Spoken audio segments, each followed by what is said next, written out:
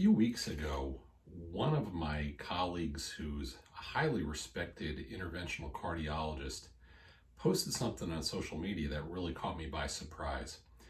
He was asking people if they could recommend an MBA program. It got me thinking, first of all, why is this guy who's internationally recognized and really one of the leaders in the field would be looking at an MBA? Um, what's going on here? What really made me think, though, is that I've had several colleagues and other friends who are highly successful physicians, surgeons, among others, who've also made this kind of transition. So it got me thinking, why are doctors now at this crossroads where they're looking to get into other fields? Is it some kind of dissatisfaction that's going on with the field? I mean, why would you invest so many years of study and developing a skill set that's really unique and then go ahead and just leave it all behind? I mean, what is making people feel maybe troubled or dissatisfied to the point that they are pursuing other options? Maybe it's their personality types too. Maybe these are people who are just overachievers and they become bored or restless or something. And in a minute, I'm going to kind of share my story. I generally don't like to really talk about myself, but in this context, I think it's important. So anyway, I kind of looked at this and said, I kind of sense that there are maybe two groups of people who, as physicians, are starting to look at different areas to pursue. It's the kind of people that I mentioned just now, whether they go for an MBA or a law degree, there's something that's pushing them that way. It could be that we're all feeling like we're commodities these days. There are more administrators walking around hospital hallways. You already know that. The other ones are people maybe who are the inventors among us, the people who have developed some kind of technology and it spurred them to take a look at the business side of things. And in my case, let me explain. I didn't have a traditional route of going into medicine. I actually worked for 5 years before I ever went into medicine. As a young person, I wanted to do medicine, but I convinced myself to do otherwise. So for 5 years I worked, and eventually I went back to school, did my pre-medical studies, and while I was doing that, I actually worked in a gym, which is another story. But my point is that along the way into becoming a physician, there were steps that were taken, and I was at certain crossroads as well.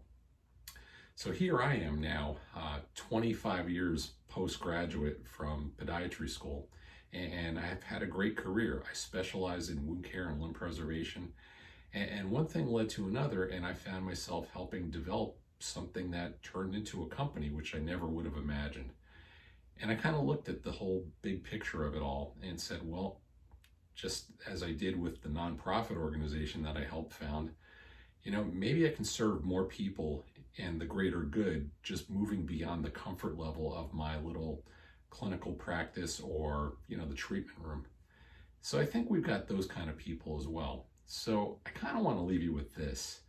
Whatever it is, in your journey, and it truly is a journey because there are so many little intersections and little things that come along the way.